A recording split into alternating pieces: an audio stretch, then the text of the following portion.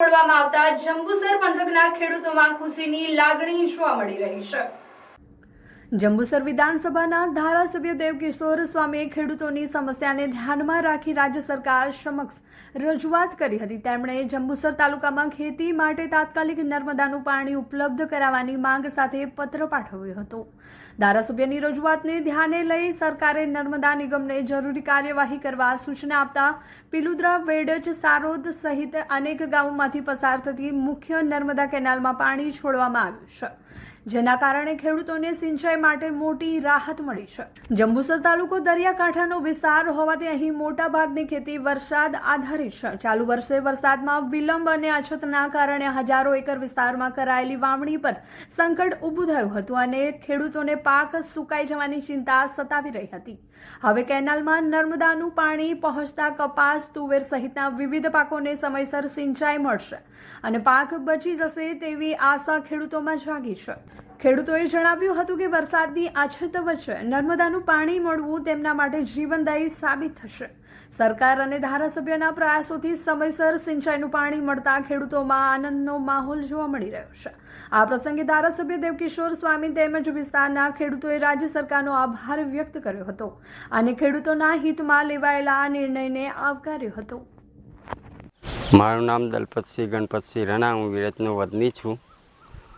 વરસાદ નથી આવતો એટલે વાવેતર અમે કરી બેઠા છે, પણ એ પાણી નર્મદા ખાતે આવ્યું છે એટલે અમે બિયારણથી બચી ગયેલા છે અને સારું છે। સરકારનો આભાર છે, મુખ્યમંત્રી, વડાપ્રધાન, સરકાર, નર્મદા ખાતે અમે સારું છે એટલે પાણી ચાલુ થઈ ગયું છે, એટલો આભાર છે સરકારનો કે નર્મદા ખાતામાં પાણી આવી ગયું એટલે અમે બિયારણથી બચી ગયેલા છે, નુકસાની કંઈ છે નહીં।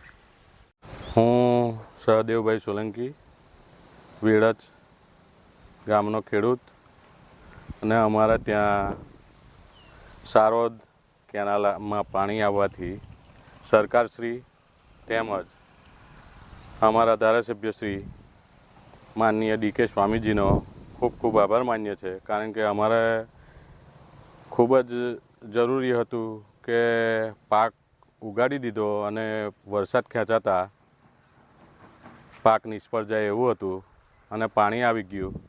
એ બદલ સરકારશ્રી અને ધારાસભ્યશ્રીનો ખૂબ ખૂબ આભાર।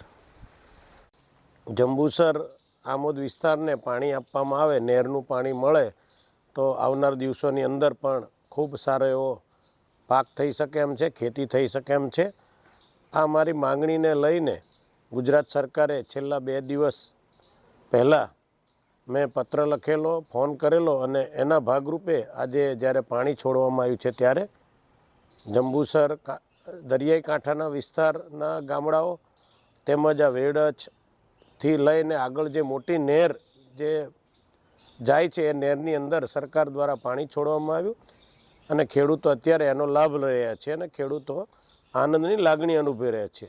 આ બદલ હું સરકારનો હૃદયપૂર્વક ખૂબ ખૂબ આભાર વ્યક્ત કરું છું કે અત્યંત જરૂરી અને જે સમયે જરૂર હતી એ જ સમયે સરકારે જ્યારે પાણી છોડ્યું છે ત્યારે ગુજરાતના મુખ્યમંત્રી આદરણીય ભૂપેન્દ્રભાઈ પટેલ સાહેબ તેમજ પાણી પુરવઠા મંત્રી એવા આદરણીય ઈશ્વરસિંહ પટેલ સાહેબનો હું હૃદયપૂર્વક ખૂબ ખૂબ આભાર વ્યક્ત કરું છું।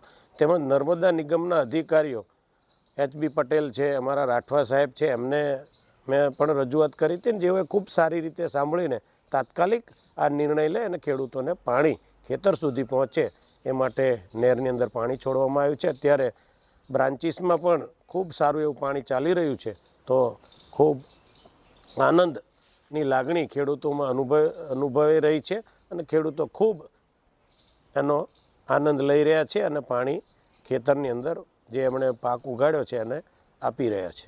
અસ્તુ ધન્યવાદ। વંદે માતરમ। ભારત માતા કી જય। જિંદગી તો દરેક માણસ જીવે છે, પણ એ જિંદગીને આલિશાન અંદાજમાં જીવવી એ નસીબદારોના જ હાથમાં હોય છે। હવે સમય છે ઓર્ડિનરી છોડીને એક્ઝોટિક જીવનનો, કારણ કે ભરૂચના આંગણે આદ્યા રિયલ્ટી લઈને આવ્યું છે આદ્યા એક્ઝોટિકા।